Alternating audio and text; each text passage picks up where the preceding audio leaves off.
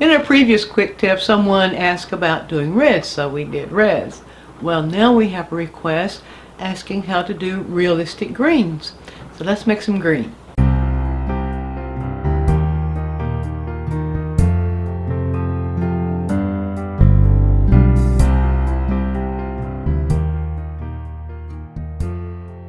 Every artist I know has his or her favorite way of mixing greens.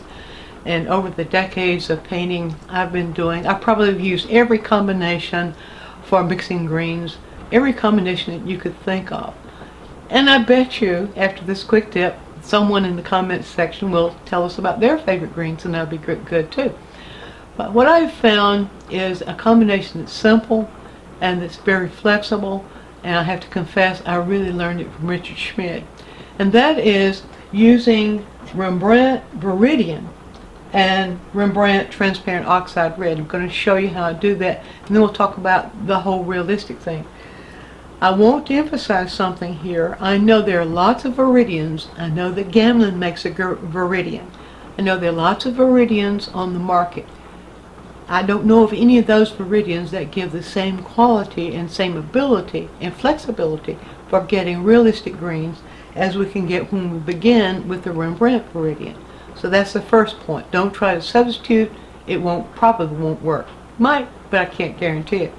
And the other thing is the Rembrandt Transparent Oxide Red. Now there might be substitutes for that. There are other brands of Transparent Oxide Red. Even Burnt Sienna or Burnt Umber might work very well. But these are the two I prefer, and this is what I'll start with. Okay, so putting those aside, now Rembrandt Viridian by itself is just a blue-green. So it's not going to, by itself, it's not going to give a satisfactory green. But I want to show you variations that you can get if you're using Transparent Oxide Red. So I will take, first of all, just a portion of Transparent Oxide Red. Now we would have, that looks to me like it might, if I pull this up, might be about 1 part Transparent Oxide Red to about 4 parts Viridian. Now I'll mix those together really good, maybe 3 parts, 4 parts perhaps. And as I'm mixing those together, getting thoroughly mixed, you can see what happens.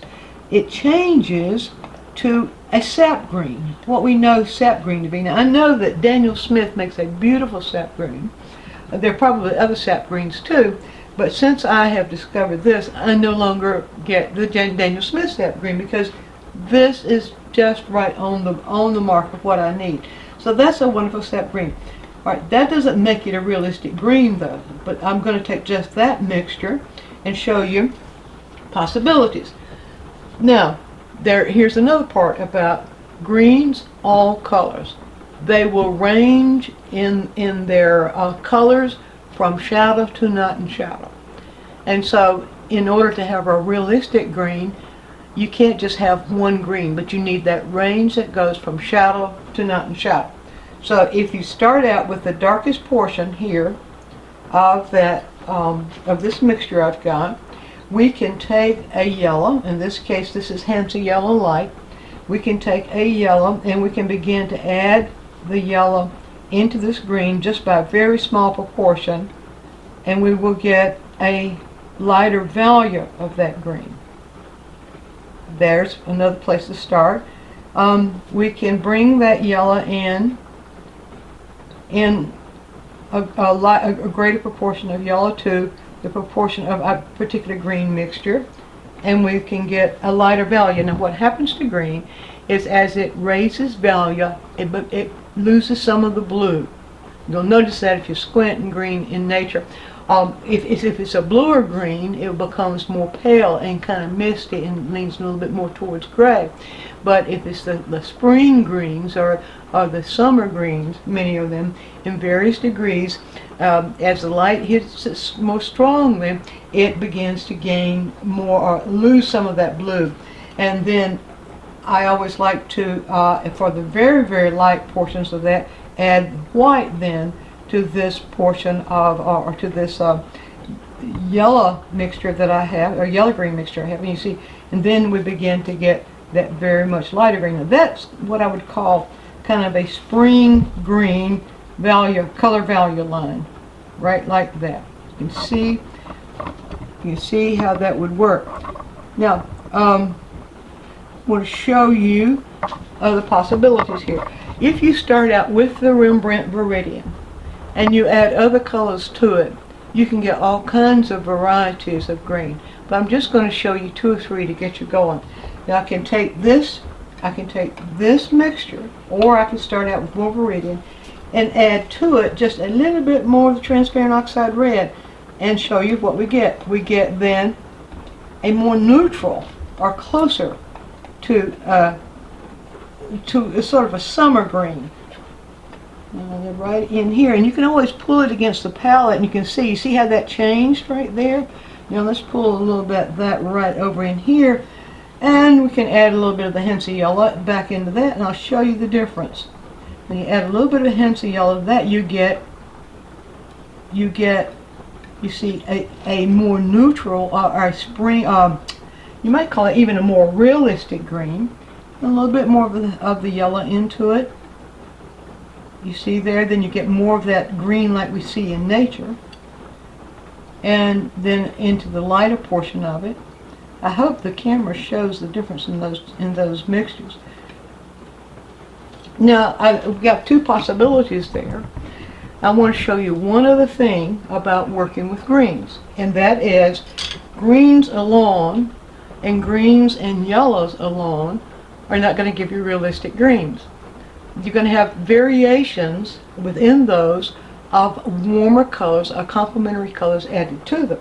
Now, this is the yellow green, and I've found that if you have a complement on your palette, in this case red violet, and I'll put that right here.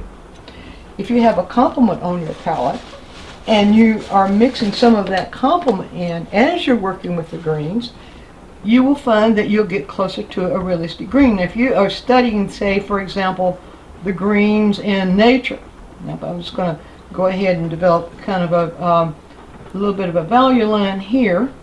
So if you're working with the greens in nature, I will begin to put some of this on the canvas. And I'm going right in here. So if I'm working with the greens in nature, for example, and I just use, this would be the shadow, what I might think of as shadow portion of a dark green right in here. And then I'm reaching in, and it's beginning to go more into the middle value section right in here, like this. And then if it reaches out to the light, it comes closer to a lighter green. You see, that's pretty close to realistic. But look what happens if you take a little bit of that and you pull a little complement and give a little bit of variation to that. And you actually see this in nature. Throw a little bit of variation. You see how much richer that gets? If you add a little bit of the complement in, and allow a little bit of the complementary color to appear within the greens. If you study that, you actually see it in nature. You also see it in fields of grass where it's not just green, but within those greens you're going to find some of the complement appearing, and you'll actually find, let me show you one other little thing here. Let's just go right in here to this kind of middle value. This is the middle value yellow green, and I'll pull in the red violet into that. Now there is a neutral mixture, you see that. You will find that when you put that neutral, see what happened there? When you can find, if you can put a little bit of that neutral mixture within those lighter values or middle values, you don't see it quite so much. You can't see it quite so much in the darker, in the real deep shadow values. If you sneak some of that neutral in the middle to lighter values, you will actually feel more realistic, feel the green to be more realistic. And the question I had was requesting a quick tip for realistic greens. Well, I've shown you here a good place to start. It's very simple little key. If you use the varying combinations of Rembrandt Viridian, transparent oxide red, and then adding the yellows as they come up in value, in combination of yellows and the whites as they come up in value, and then use that complement, not in great amounts, but just in minor amounts, working with the complement in the darker parts, then using the complement to mix with the middle values in the lighter parts in order to make a neutral, and work some of that neutral in there. You will find that you get closer to your realistic greens. But the best thing you can do is to study that in nature. I've given you here a good place to start. Now, if you study that in nature, you'll discover it for yourself, and you'll actually open doors to realistic greens that you didn't know existed. So if you found this helpful, we have lots of full-length videos on color on our website, DianneMize.com. So go over there, click in the menu section that's video by subject, and under that section you will see all the videos, all the lessons that I've done that in some way relate to color, even though all of them in some way are going to relate to color. And then if you have a quick tip that you'd like for me to do, or have a suggestion for a quick tip, drop us a comment right down here. Well, you don't have to have a suggestion to make a comment, just say hi, and there's your quick tip.